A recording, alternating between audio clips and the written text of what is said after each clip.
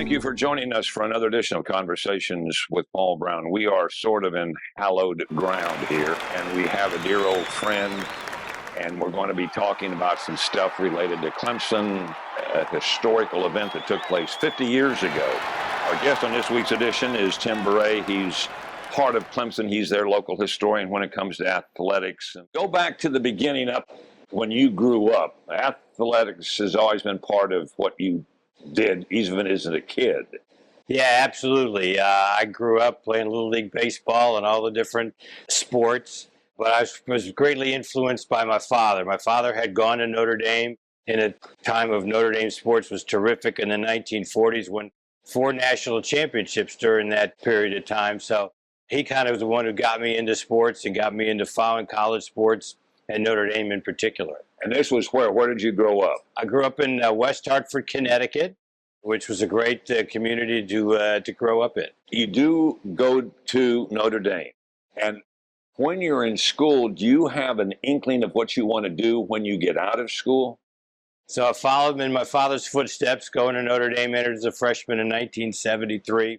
Always loved sports. I mean, when I was in high school, I didn't play high school football because I didn't want to miss listening to the Notre Dame football games on the radio. So that's how much I was into it. And I always loved sports, but I really wasn't aware of a sports information office in a school until my junior year. I was going to be a stockbroker, but then my father had a chance meeting with Roger Valdesari, who was the sports information director at Notre Dame in the summer of 1975, just before my junior year. And he heard about what his office did, and he told me about it. So I applied for a job in the office and got it as a student. That first year doing that, did it click? Did you say, aha, stockbroker, I'm sorry, I found it? Yes, that was 100% what happened. I mean, I would listen to games and keep stats, have scorebooks to all the different sports. And so when I saw all the records and the things that are done at Notre Dame, I said, this is definitely for me. If you can do this as a full-time profession, I was up for it. My father always told me to do a job that you really enjoy doing, not necessarily when you're going to make the most money, because in the long term, that's the way to go. You'll have a lot less stress. My third year at Notre Dame, my graduate school year, was just a magic year in that Notre Dame won the national championship in football. I got to go to the Cotton Bowl for a win over Texas, and then went to the Final Four in basketball. It was the first time any school had won the national championship in football and gone to the Final Four in basketball in the same year. So, and those experiences gave me exposure to a lot of media people, whatever. And so when Bob Bradley was looking for an assistant in the summer of 1978, I had a pretty good resume, even though I was just 1 year graduated and just getting my master's. So what was there about the coming south and working for Bob Bradley that even interested you? Would you not have wanted to stay at Notre Dame if you could have? Yeah, you'd be perfectly honest. Sure, I would have. I loved Notre Dame and would have stayed at Notre Dame. But you might remember in 1977, Notre Dame played at Clemson for the first time. And through just a fluke thing, the fellow who normally traveled, in addition to Mr. Valdesari, had something come up and he couldn't go. So I got to make the trip. I didn't usually travel with the football team as a graduate assistant then. But I got to make the trip to Clemson. And so I got to see Clemson in its most feverish fandom self. I mean, the electricity for that game, even though it held 30,000 less people than what it holds today, so it was, quite an atmosphere and quite a celebration of college football. And I got to see what Clemson was all about on that weekend. So you get hired, and you come down here in 1978. 78. So I picked a great time to come to Clemson. Clemson had a breakthrough season in 1977, that year that Notre Dame came here. Clemson went to a bowl game for the first time in 18 years. Well, then the following year, of course, had a lot of great players coming back, some of that are in the Ring of Honor right now, 6 or 7 that are in the Clemson Hall of Fame, Steve Fuller, Jerry Butler, Joe Bostic. I got to experience that 1978 season as an assistant under Bob Bradley. Clemson went 11-1, 10-1 in the regular season. It was a crazy ending because Charlie Pell left before the bowl game to become the head coach at the University of Florida. And I always remember one of the first speaking engagements he had in Florida they asked him why he left Clemson to come to the University of Florida. And he said, well, you can win the national championship at Florida. I don't think you can win the national championship at Clemson. And of course, 3 years later, Clemson won the national championship. And then Danny Ford takes over. Basically, the rest is history. Yeah, Danny Ford took over for the Ohio State game in the Gator Bowl on December the 30th, 1978. Beat Woody Hayes in Ohio State. And of course, that game had a crazy ending when Woody Hayes hit Charlie Ballman after he had an interception, which, by the way, was the only interception of Charlie Ballman's career, believe it or not. Danny takes over and has a terrific career, a Hall of Fame career. You've had a better seat, I guess, than anybody in Clemson athletics from your perspective, in that you came from that. You've seen all these upgrades that we've had. You have really been blessed, I think is the right word, to have seen and to experience all of this, and now to be our historian because you witnessed it all.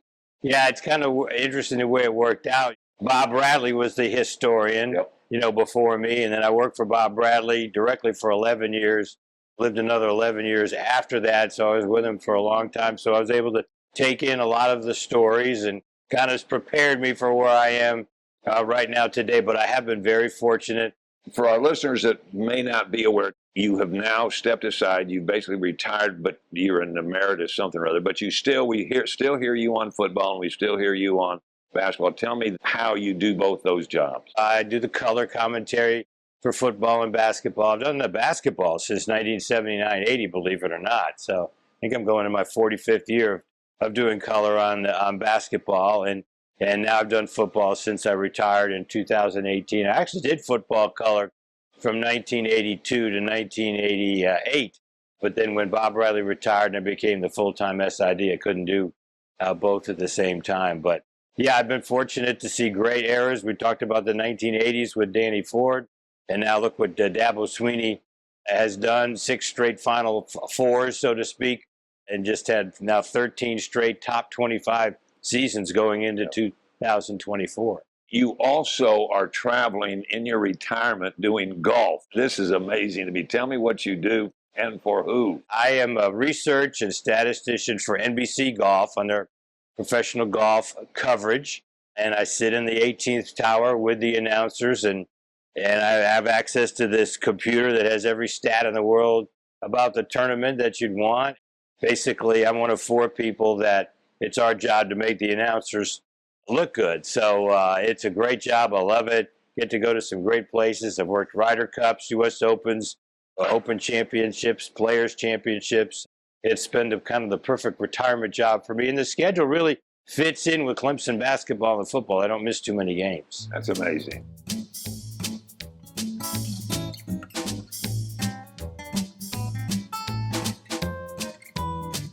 July 21st, 1970 was the day that Clemson announced its new logo, the Tiger Paw, and it did a great job, really, kind of ahead of its time in terms of publicizing. Flew around the state with Hootie Ingram. He wanted to rebrand the football program, but it really turned out to rebranding the whole athletic department in the whole university when you think about it, but how synonymous Clemson University is with that Tiger Paw. So he was the one that went to Coach Howard with the idea of changing.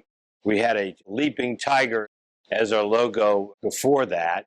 And so he went to Coach Howard, and he got with a advertising executive at Henderson Advertising in Greenville. And his name was John Antonio. And Clemson, he has since passed away in 2013. I actually represented the athletic department at his funeral because there needed to be representation because all that he had done with the development of that Tiger Paw. And it was really brilliant when you think, when you look at the Tiger Paw today, it's distinctive. You got a lot of schools with tiger mascots out there, but the Clemson one it's simple, and it's going to stand the test of time forever. Tell me the story about how he came up with the paw and what he got sent to him to start working on this idea. Right. He was searching for different combinations or different ideas for the logo, and he thought about the tiger's paw And so he sent off to the Chicago Museum for a duplicate of a plaster of Paris tiger's paw. And so they sent it to him, and he took that and developed it into the logo that we have today. They set up a meeting with Coach Howard and the other coaches. Antonio's doing his presentation, and they're kind of looking around like the Clemson people are like, okay, this is nice. And that is us. So John Antonio pulls out a football helmet, and he's got that tiger paw logo on the side of the helmet. And Coach Howard was, whoa, he was blown away by that. All we'd had before was just like a simple block C on the helmet. And even before that, we didn't have anything. So that was really a difference maker in selling Coach Howard on the concept of making this change. And in the 54 years that it has been part of Clemson history, how much of an impact has it had on the initial branding of the university and its athletic department? Yeah, well, it's probably impossible to measure, but I think it's had a terrific impact. It's everywhere you go now. When you see the tiger paw, whether you're in Europe or wherever, anywhere across this country, people know what that what that means, and it brings Clemson people together, not just the sports fans, all Clemson alumni and Clemson fans, and it's just had a terrific positive impact, as I said, not only on athletics but on the entire university. As the years have gone on and branding has become more important, your logo has become more important, and some schools have changed their logo just to try to market new merchandise with a new logo, but not Clemson, and Clemson never should. No. It stood the test of time now, 54 years. When you went to the creator of the paw's funeral, was this brought up during the service that he was the father of the Clemson Tiger Paw? Yes, John Antonio.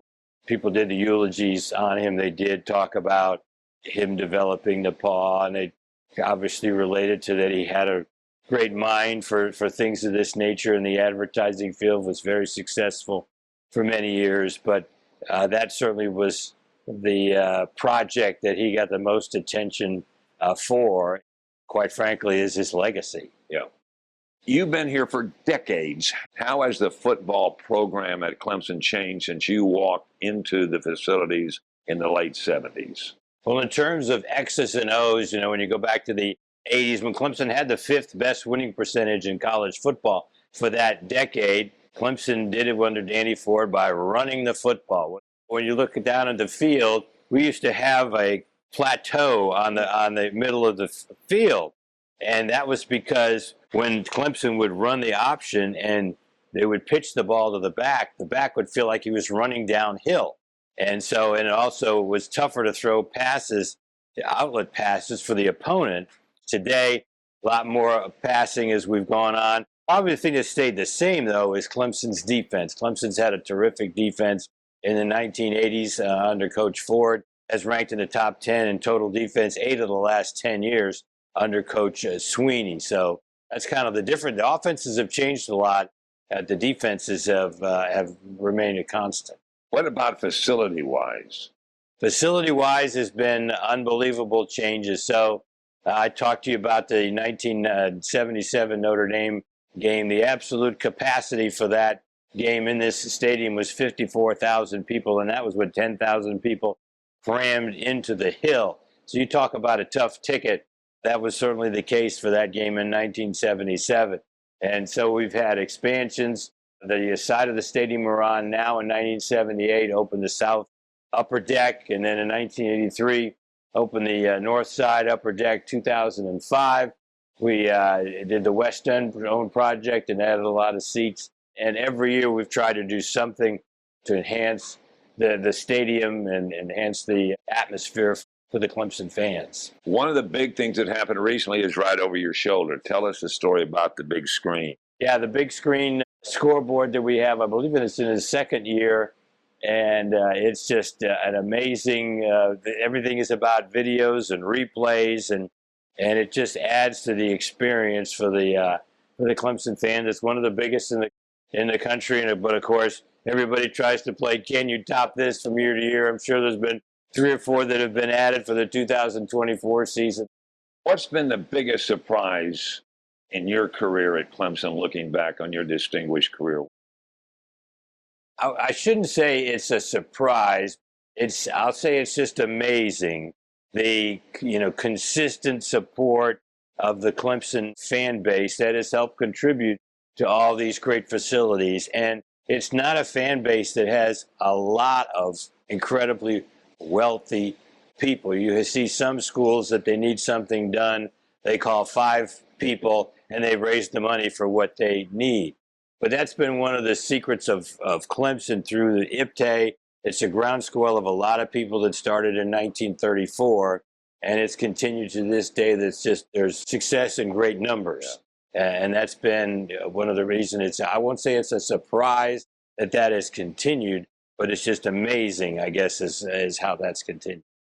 The other thing that has changed drastically is how players are treated and compensated. How has that changed Clemson's outlook? Well, it's amazing. When you think back, Paul, if they had the rules in the 1980s that they have today, Clemson never would have been on probation, because the things that Clemson was put on probation for in the 1980s, one of them, for instance, was providing dental work for one of the players that needed braces. And an alum did that. Well, today, you can pay for that out of the athletic department funds. There's no rule against the athletic department doing that. And now we have players making good sums of money, whether they're doing commercials. You drive around during the winter and you hear PJ Hall doing a car commercial on various radio stations, and he gets compensated for that. That's really the biggest difference. There are different aspects of that are good and that are bad. Obviously, it's good for the players, but it has set up kind of bidding wars from school to school. That was kind of an unintended consequence, of that. The basic rules of society are that if you are marketable and you can make money, you should be able to do that. But NCAA's prohibited that for many guys couldn't even get a job during the summer for a while. So the new season is bringing some changes to the ACC and to the NCAA with the playoffs. Was this a good idea in your mind? Well, I think it was a good idea for the ACC to expand. 12 obviously contracted and is no longer, and other conferences have been picking them up. So I think it was a good idea for the ACC to do that. They have to protect themselves on further expansion. Now, what are we going to have in 10 years? A lot of people think we're going to have a setup like pro football. Tim Bourret has been our guest on this week's edition of Conversations with Paul Brown, giving you an insight that nobody else can give. I guarantee you that. And we thank each of you for tuning in and invite you to be back with us for another edition of Conversations with Paul Brown. Until then, take care, everybody.